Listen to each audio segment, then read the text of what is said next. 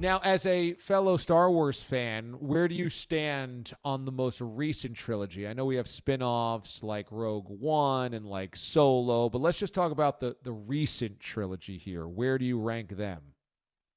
Well, I think that Episode 9, in a world where the Cleveland Browns didn't exist last year, would have been the biggest disaster of 2019. So, what's weird is I remember being in the theater enjoying it. You're watching a Star Wars movie and you're like, oh, this is kind of not bad. And then you look and when you got home upon further retrospection, you're like, what did I just watch? Like, what happened? They had a clone?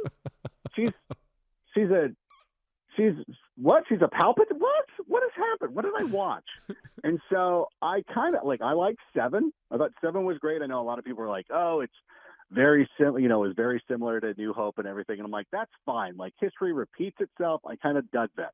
I thought Rian Johnson did a really nice job. I thought that the portrayal of Luke Skywalker in Episode 8 was very close to what Yoda was like in Episode 5. The first time we meet Yoda, he's kind of a kook and, he's weird and he's apprehensive about teaching anybody about the Force. So I thought that was great. But then to go back to JJ, who was like, I want to jam in everything that I wanted to do in 8 in the first 30 minutes of this movie because there was just so many loose ends.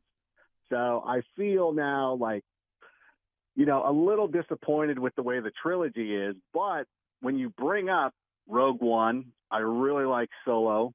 The Mandalorian has been awesome. I think the Star Wars offshoots are doing a much better job. So I'll just pretend those are the trilogy, and then we'll kind of maybe we won't revisit 9 anytime soon, but 8 was cool. So I'm in. 7 and 8 are cool. Okay.